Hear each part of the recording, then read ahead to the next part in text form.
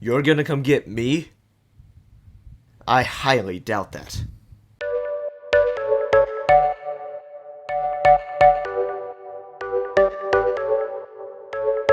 Hey guys, what is going on? My name is Yen, and this is the iPhone 11. Now the box contents are gonna look exactly like every other iPhone before it.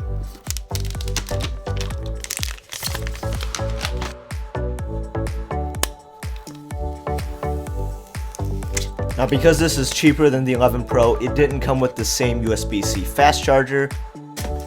Let's be honest, the most surprising part of this phone is that Apple lowered their price by $50 compared to last year's iPhone XR. However, it is still at $700, and with most of the upgrades being in the cameras, you might be wondering, is this phone worth buying? Are the cameras any good? And ultimately, is it worth upgrading to? Now the iPhone 11 is basically the successor to the iPhone XR. In terms of size, weight, dimensions, it stayed pretty much the same from the iPhone XR. So if you try to stick it in an iPhone XR case, it will still kind of fit.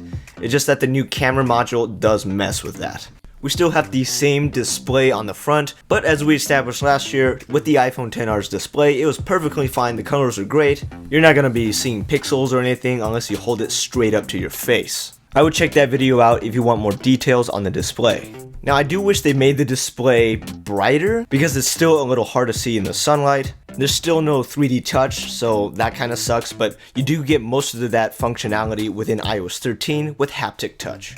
Now this year the processor is the A13 Bionic. It is incredibly fast and is responsible for most of the features that are new with the iPhone 11, and you'll see that in a second. The only con I can think of is that again it's only about 10 to 15% faster than the previous generation. We didn't see that huge processor jump this year like we usually do on a second year.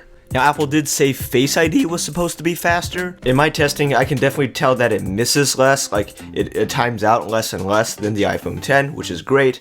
But speed-wise, it's pretty much on par. I think most of that speed boost was due to iOS 13. Now the size is a little bit bigger than the standard 11 Pro. With a bigger size comes a bigger battery. You're gonna get way more battery life if you're upgrading from something like an iPhone 6s or 7 or even an iPhone 8. So if your phone's been dying from its battery, this is gonna solve all of that. I would expect a solid 8 to 10 hours of medium to heavy use out of this device, just like the 11 Pros. Now one particular con about the battery is that you cannot use reverse wireless charging, which is something the rumors anticipated and a lot of Apple's competitors already have. This just makes this device feel a little bit left out, and still no fast charging in the box. Now by far the most significant change to this year's iPhones is the addition of the wide-angle lenses. This year all the cameras are 12 megapixels, with the front-facing camera upgrading from 7 megapixels from the previous year. It can now do 4K and slow motion selfies or slofies or whatever the heck they try to call it. And of course on the back you get a second wide angle lens. So now inside the camera app you're going to have the option to zoom out 50%. Now on the front facing camera you have a similar option, although you don't have an additional camera. You do have the ability to zoom out just a little bit to get a wider selfie. Personally, I would use a wide lens over a telephoto lens any day. It's just so much more useful. You can also use that wide lens to enable portrait mode for object, which is something we lost last year with the iPhone XR. We can only do portrait mode for people. Now we can do it for animals, objects, pumpkin spice lattes, etc.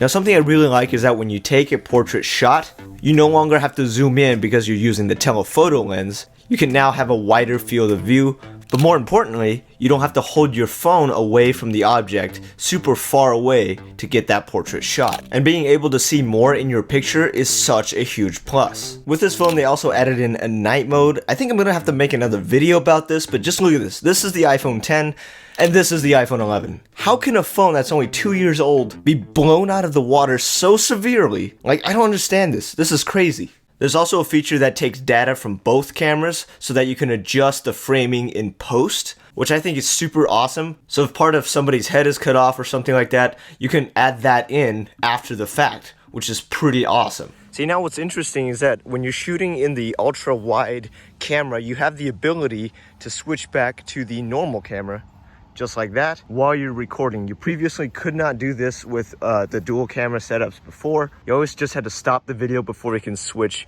to a different camera. You can even smoothly zoom in from one camera to the next. Now this feature is available in all the video modes up to 4K 60 because the this wide camera cannot handle 4K 60 switching. You can still zoom, it just won't support that feature. What up, dog? Alright, so with the iPhone 11, Apple does claim that the stabilization in video is much better than before. So what do you guys think? I'm just walking probably around at a semi-normal pace. Let me know what you guys think of this stabilization. I think it's really good. I also have not listened to the audio from this phone just yet, so make sure you let me know in the comments what the audio sounds like from this video sample. Did you hear that?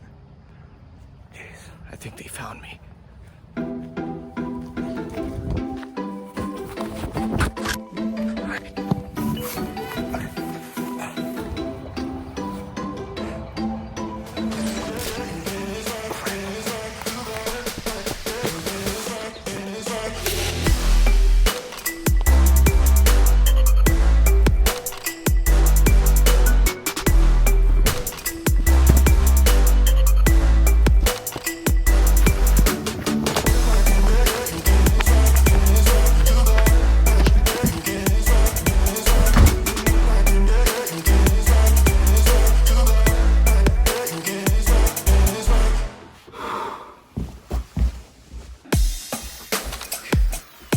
Alright, where was I?